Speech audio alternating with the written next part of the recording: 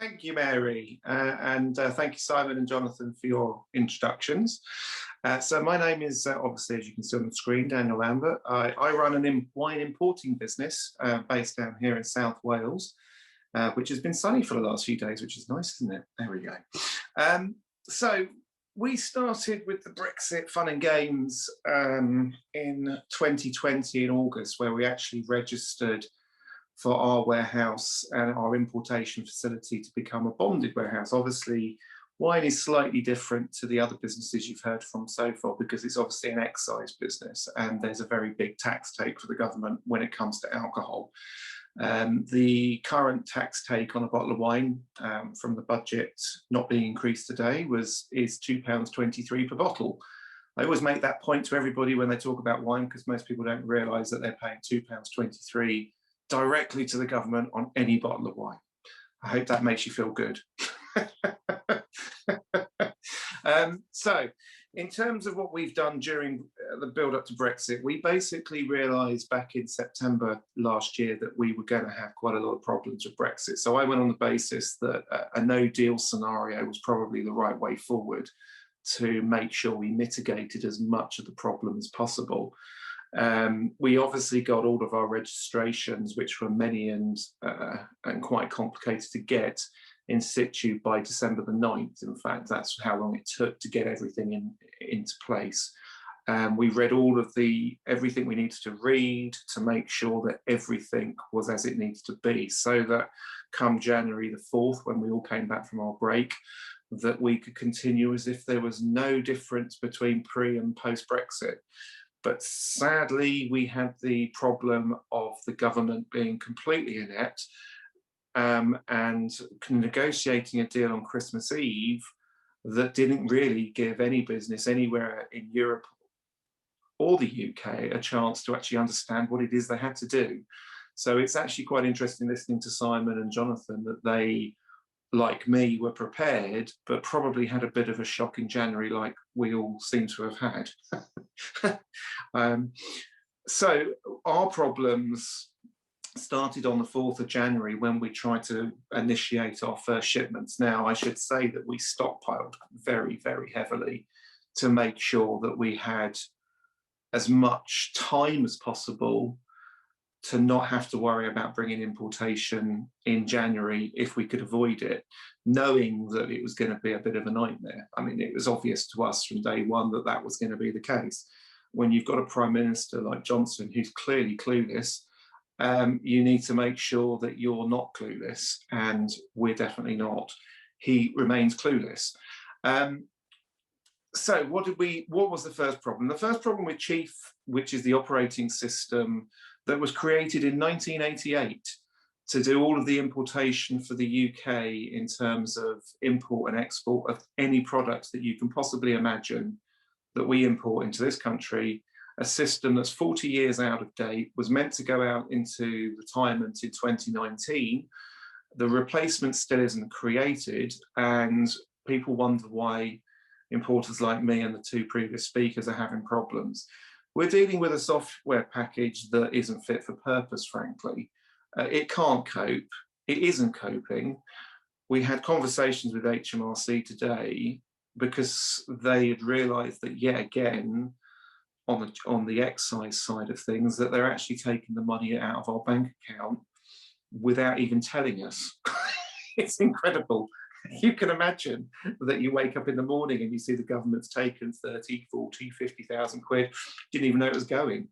That's the sort of thing we're playing with at the moment. It's quite interesting that every time I speak, I get a call from HMRC, the chief guy who runs Chief, to apologise. He's a very nice man. We've had lots of lovely conversations now, but like Simon, he's obviously, like me, has made a lot of noise. Like Simon correctly said, Twitter is an incredibly powerful tool right now.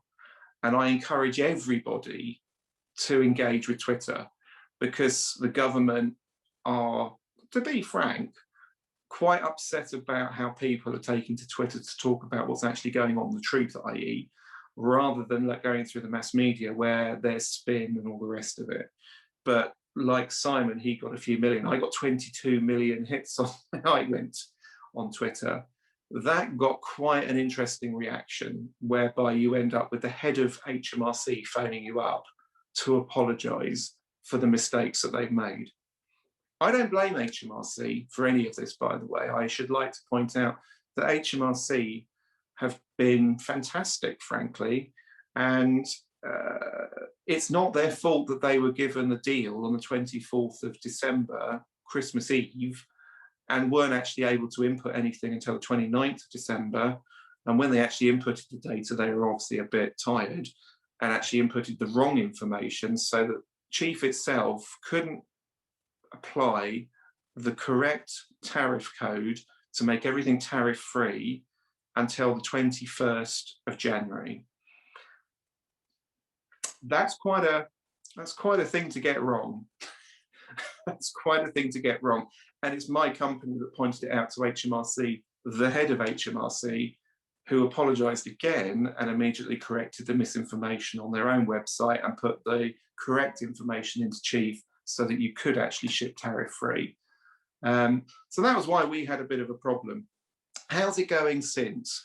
Well, it's not really improving. I'm sure those of you who may or may not have followed my Twitter feeds, I've been having great fun using the hashtag teething problems, because I believe that if the government wants to come out with something, you need to throw it back to them so that they understand that, you know, it's not teething problems. So they like to use that term, but are there teething problems? Well, let me explain. Wine is a very important industry in this country. I've had a few people say to me, well, we'll just drink deep sea wines, i.e. Chile, America, Australia, New Zealand, etc. Or we can just drink British. So I'll give you some facts to so that you can understand where we're coming from as an industry. In the UK, we produce from our own vineyards 12 million bottles of wine per year.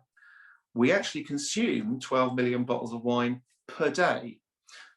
Okay, so that's the first problem. It's not really going to work. The second problem is that 66% of the wine we consume in the UK is coming from the EU. Now, wine is one of those things that grows on a plant, and you can't really make a plant grow more unless you sacrifice quality. Moreover, there's only so many vineyards in the world. Now, people say to me, well, we must import more Chilean wine because obviously Chile's got all this wine. No, it hasn't. We're already importing everything from third nations, which I call Canada, the US, Chile, South America, South Africa, Australia, New Zealand. All of these countries are already at capacity in what they can ship to the UK. So in other words, if people think that it's possible to stop 2/3 of our importation, which is nearly £900 million worth of wine in terms of duty coming into the UK, to swap that to other countries, the volume simply isn't there. It simply isn't there. It would be lunacy to think that that's a possibility. Moreover, I'm sure the general public, if they suddenly lost Chablis, Prosecco, Champagne, Bordeaux, Sancerre, Rioja, etc., they wouldn't be that happy to swap it for a Chilean Sauvignon Blanc. Not really going to work. So we need to be realistic about the situation that the UK finds itself in terms of wine, seeing as we actually put, as an industry, 1.34 billion into the economy. It's also interesting to know that in terms of export, because we hear a lot about export, that wine is actually the 6th largest food export out of the UK. And you're thinking, how can that be possible if we only do 12 million bottles of wine a year domestically? But believe it or not, the wine industry, UK-wise, is an international hub. This is where wine from the New World actually comes in to be bottled for the Europeans. That's right, we actually do that. So we then come on to the next thing that's going on with the government, which is called the wonderful VI1. And those of you who have been following what I've been talking about may have heard of what a VI1 is. So let me explain. A VI1 is a certificate to give the Europeans, because it's a European invention, the VI1, a confirmation of what the product actually is. Now, for those of you who know a little bit about wine, you'll know that, and I always use Bordeaux as the example because it's very well known, but in Bordeaux, you have chateaus and you have buildings that grow wine in Bordeaux, and the local authority will stamp a piece of paper to say, oh yeah, there's the chateau, it's definitely in Bordeaux. I can see that we're in the surrounding area of Bordeaux, so the grapes that are right in front of me must be from Bordeaux. So well done, Claude, you're in Bordeaux. So he goes off to his syndicate, he goes off to his printer, and he prints on his label Bordeaux. The second thing that they have to do now, thanks to marvellous deal that Mr. Johnson managed to agree, was that we now need a REC certificate. And the REC certificate, which is added paperwork for all producers in Europe to be able to exit their products from the EU, confirms that that Bordeaux that's already been confirmed as a Bordeaux reconfirms that it's a Bordeaux, because you wouldn't want to make a mistake, would you? So that's how that works to that point. Now, what the UK government would like to do from July, because many of you may not know, we're actually in a transition period from the 1st of January to the 30th of June. We're still in this transition period where the full effect of Brexit hasn't actually been felt yet. We're still in this, well, let's see if you can get all the paperwork you need so far right, and then we'll put another little bit on top just to make sure it really make it difficult for you. So that comes into force in July, which I think some of the previous speakers have already touched on. So in July, we're supposed to have the addition of VI1s. Now, what's a VI1? It's a piece of paperwork that the government wants to pursue that basically means that even though you're in Bordeaux and you've got your Bordeaux wine, that Claude has gone to the local council and said, hello, I'm Claude from down the road, I'm in Bordeaux. He said, yeah, Claude, yeah, you're definitely in Bordeaux. So here's your piece of paper. And then he's got his REC certificate that also confirms he's in Bordeaux. But no, that's not good enough for the UK government. No. They want to have a VI1 that Claude has to fill in to confirm that the two pieces of paperwork that say he's in Bordeaux really do mean that he's in Bordeaux. That's where we are with this government. And this is the best bit about this government. They actually said in the House of Commons and the House of Lords, the wonderful Victoria Prentice stood up and said, we have the full agreement from the wine trade and the wine trade body, the WSTA, that the wine trade wants to have VI1s. Now, you know, I'm a member of the WSTA, and I phoned up Miles, who's the chairman, and I said, Miles, is it right that as an industry we're supporting this VI1? And he said, no, we're not. I said, that's funny because I'm not either. So I went around the trade and I did a poll and I asked everybody I know, which is quite a few people, 96% of people in the wine trade don't want VI1s. So I thought to myself, that's interesting. Wonder why Victoria Prentice is trying to convince all the politicians in the House of Commons and the House of Lords that we want these VI1s that we don't need. They don't actually increase, they don't give to the government any revenue, by the way. There's no tax take on this. It's just paperwork for the sake of paperwork. So we then did a poll across the entire industry, and we asked every single business in the entire industry, do you support VI1s? And incredibly, every single business in the wine trade has said, no, we don't want VI1s. To the point now that Victoria Prentice is in this interesting position at DEFRA, where she's trying to justify that she has the support, and I quote, the support of the industry and of the government and of the actual body of the wine trade. But she doesn't, and she's actually lied to Parliament and she's lied to the Lords to try and get legislation through that's EU orientated. So you then ask the question, I wonder what the EU would think about all of this. So I was lucky enough to be on, like Simon, I've been in quite a few interviews since I made a bit of noise, and I actually got to speak to the Minister in the EU for Agriculture 2 weeks ago. What a bit of luck, I thought. Let's see what Irene Tolleré, who is the Minister for VI1s in the EU, what she thought about them. And do you know what she said to me? She said, we think they're a load of crap. We think we should get rid of them. Wow. So the EU wants to get rid of the VI1s, which is an EU idea, but they can't because the UK doesn't. Marvellous. So that's one of the things that currently the wine trade is actually fighting against, is the VI1. It's a very big deal because to you, the consumer, it's going to add about £1 on a bottle of wine, because that little grower's got to go off and get his little certificate confirming for the third time he is where he is, so that he can give it to the UK government and say, hello, yes, I really am where I am. So that's one of the problems we're facing that's coming down the line. In terms of the problems we've already had, Chief continues to be a circus. CDS, which is being introduced into Northern Ireland, which probably isn't a great idea, is being introduced on the 1st of July, the day that the transition fully finishes. I'm sure that's not going to be much fun for people who are actually trying to export to Northern Ireland. But yeah, there's quite a few problems coming down the line. And in terms of the wine trade, we are an industry that is struggling to, how can I put this, struggling to keep up with the demand.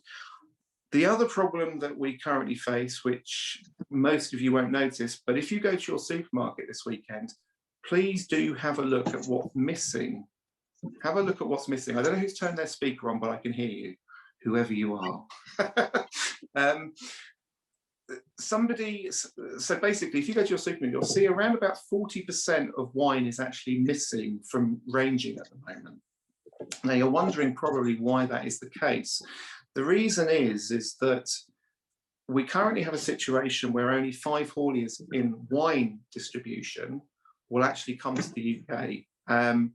Moreover, the cost for distribution, because there is this peculiar problem right now, wine logistics, i.e. those 5 companies, have got a monopoly on the market. And so therefore they're charging for it. And they're really charging for it. Wine distribution into the UK has currently gone up 50%. And then again, you'll always get that plucky little Brexiteer say, well, you know, we can get it from the deep sea. Not really. The problems from the US right now, I have stuff that was ordered in November. It's still sitting in California, quayside, because of the PPE COVID problem. Freight from California, America has gone up 200%. From Canada, it's increased by 100%. The lead times generally have increased by 100%. So what used to take from California, say 2 months, is now taking 6. The problem that we have coming our way is so severe that the only wine we're going to be able to get, by the way, is going to be from the EU due to just geography. Not even a Brexiteer can argue with geography. Mind you, we want to join the Pan-Pacific trade group, so maybe, I don't know. But yes, no, it's quite clear to me that we're in a position whereby the problem is actually getting considerably worse about wine. Now, people say it's a luxury drink. Sure, it's a luxury drink.